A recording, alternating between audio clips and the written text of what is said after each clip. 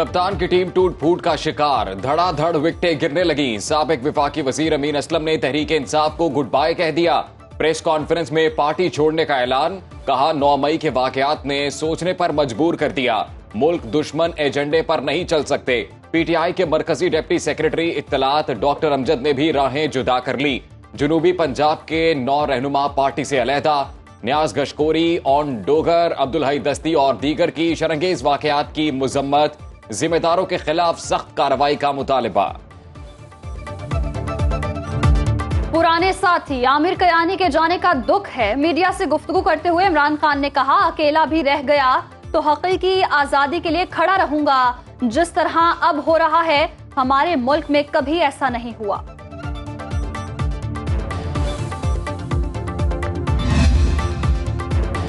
निगरां पंजाब हुकूमत की शरपसंदों को हवाले करने की मोहलत गुजर गई। डेडलाइन खत्म होने के बाद जमान पाक जाने वाले रास्ते बंद। अतराफ में पुलिस की भारी नफरी तैनात। ग्रैंड ऑपरेशन के हवाले से अफसरान की सोच विचार जारी।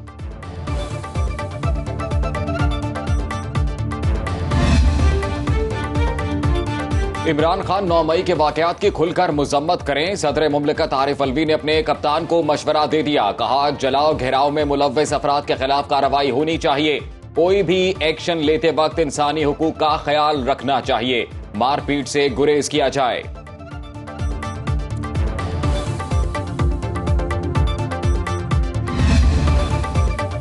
पाकिस्तान को खित्ते में तनहा करने के प्लान पर एक और कारी जरब। पाक ईरान ताल्लुकात में रोशन बाब का इजाफा। बॉर्डर मार्केट और 100 मेगावाट बिजली ट्रांसमिशन लाइन मंसूबे का आगाज।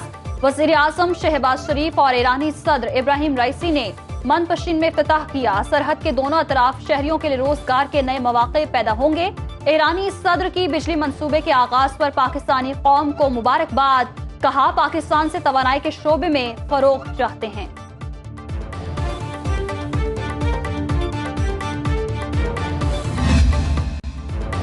ईरान से फ्री ट्रेड मुआहदे को जल्द हतमी शक्ल देने पर इत्तेफाक। सीपैक से मुताल्लिक तजावीज का तबादला। वजीर आजम शहबाज शरीफ ने कहा, पाकिस्तान और ईरान बरादर और हमसाया ममालिक हैं। दोनों को तिजारत, ज़राअत और दीगर शोबों में तेजी से आगे बढ़ना चाहिए। ईरानी सदर इब्राहिम राइसी ने दौरे पाकिस्तान की दावत कबूल कर ली।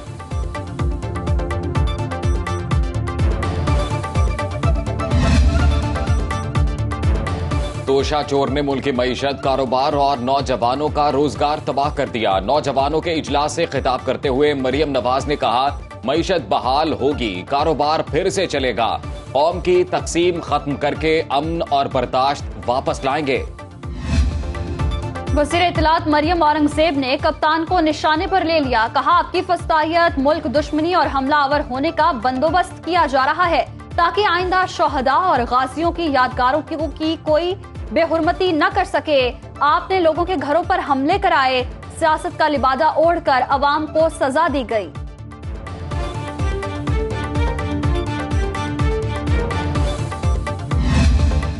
नौ मई को होने वाले वाकयात के मंसूबा साज तहरीक इंसाफ के लीडर हैं। वजीर दिफा ख्वाजा आसिफ फिर बरस पड़े। इंटरव्यू में कहा, इन वाकयात में मुलव्वस किसी भी शख्स को छोड़ा नहीं जाएगा। फौजी अदालतों में सिर्फ इन पर मुकदमात चलाए जाएंगे जिनके जुर्म का ताल्लुक किसी फौजी तंसीब पर हमले से है। पीटीआई की लीडरशिप के पीछे भी जाएंगे।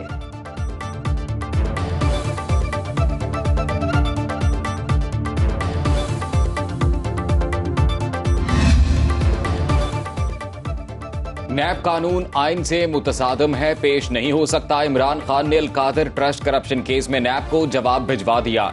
कहा, नैब इंक्वायरी को इन्वेस्टिगेशन में तब्दील करने का काम गैर कानूनी है। तमाम इल्जामात गलत, गैर संजीदा और झूठ पर मबनी हैं। मुझे सियासी इंतखाब का निशाना बनाया जा रहा है। कप्तान ने वकला के जरिए 20 नुकात पर मुश्तमिल दस्तावेजात फराहम की। नैब रावलपिंडी ऑफिस ने चेयरमैन तहरीक इंसाफ और उनकी अहलिया को आज तलब कर रखा था।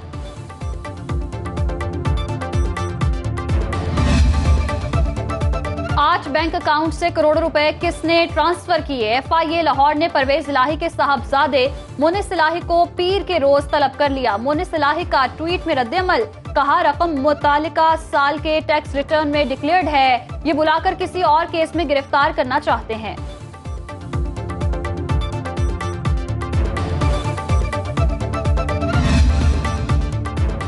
इस्लामाबाद इस्लामाबाद हाईकोर्ट से तहरीक इंसाफ के नायब कप्तान को भी रिलीफ मिल गया। अदालत का शाह महमूद कुरैशी को रिहा करने का हुक्म।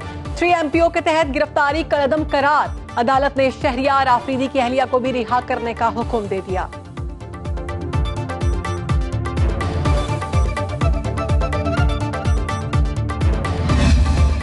पीटीआई रहनुमा पीपल्स पार्टी से राबते कर रहे हैं। फैसल करीम कुंडी का इंकशाफ। कहा, जब बीबी शहीद हर मुकदमे में पेश होती रही हैं तो फिर इमरान खान लाडला क्यों है।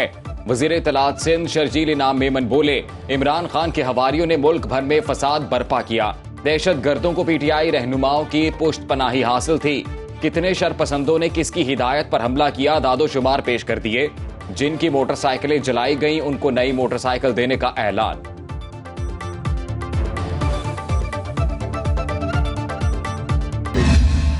खैबर पख्तूनख्वा में सरकारी इमलाक को नुकसान की तफसीलात मंजर-ए-आम पर। पेशावर में 32 मकामात पर बलवाहियों ने हमले किए।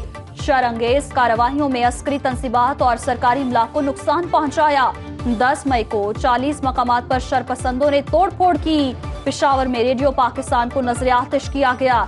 इलेक्शन कमीशन ऑफिस पर धावा बोला गया।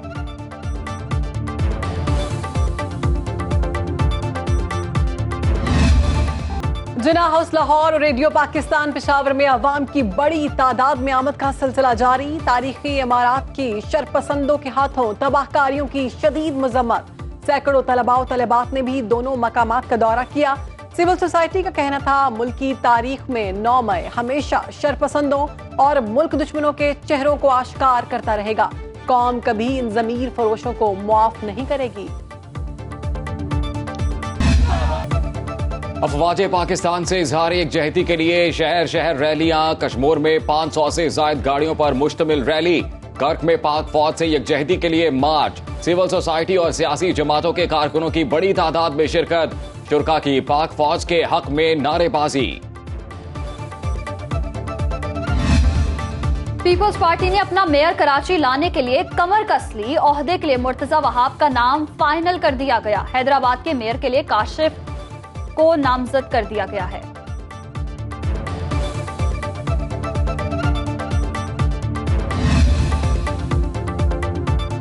MQM के मर्दमशुमारी पर तहफ़्फ़ुज़ात बरकरार। प्रेस कॉन्फ्रेंस में मुस्तफा कमाल ने कहा, कराची में 8,47,000 घर गिने ही नहीं गए। हैदराबाद में भी 6,55,000 अफराद को शुमार नहीं किया गया। मर्दमशुमारी का मसला सिर्फ सिंध में है और क्यों है सब मालूम है। फारूक सत्तार बोले, मर्दमशुमारी बदनीयती और बेईमानी है। 1,90,00,000 की कराची की गिनती को मुस्तरद करते हैं।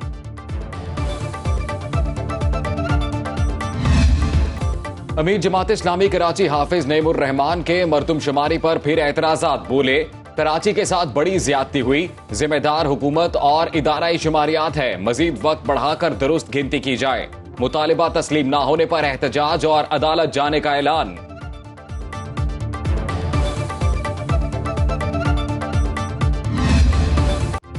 सियासी अदम इस्तेहकाम के असरात सरमायाकार घबरा गए। स्टॉक मार्केट में मंदी। ट्रेडर्स के 27 अरब रुपए डूब गए। 100 इंडेक्स में 391 पॉइंट्स की कमी। इंटरबैंक में डॉलर 22 पैसे महंगा होकर 285 रुपए 62 पैसे का हो गया। सोने की कीमत भी 500 रुपए बढ़ गई।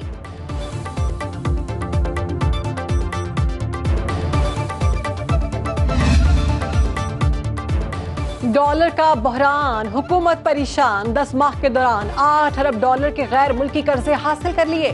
सऊदी अरब से 98 करोड़ डॉलर का तेल उधार लेने पर मजबूर। बैंकों से 90 करोड़ डॉलर के कमर्शियल कर्जे भी लेना पड़ गए।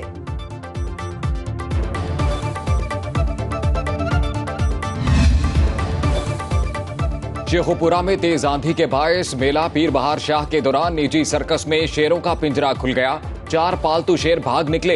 1 घंटे के दौरान चारों को पकड़ लिया गया। उर्स पर इंतजामिया ने निजी सर्कस कंपनी को गैर कानूनी तौर पर इजाजत दी थी।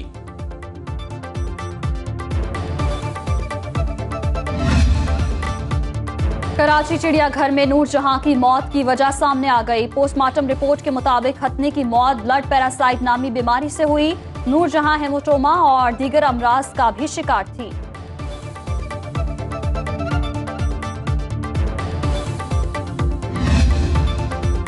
पाकिस्तानी नैयाद यास्मीन डार मैनचेस्टर की लॉर्ड मेयर मुंतखब। पहली पाकिस्तानी नैयाद मुस्लिम खातून लॉर्ड मेयर का एजाज।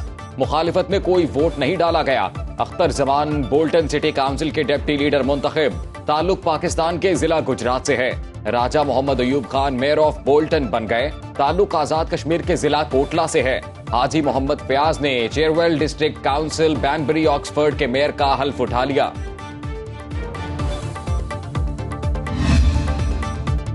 कौमी खेल हॉकी की बहाली के इक़दामात पर सवालिया निशान। पाकिस्तान स्पोर्ट्स बोर्ड और हॉकी फेडरेशन का तनाज़ा शिद्दत इख्तियार कर गया। तनख्वाह की अदम अदायगी के बायस गैर मुल्की head coach Siegfried Ekman Mustafi. Pakistan junior hockey team के असिस्टेंट कोच अदनान जाकिर भी कैंप छोड़कर वतन इंग्लैंड वापस चलते बने।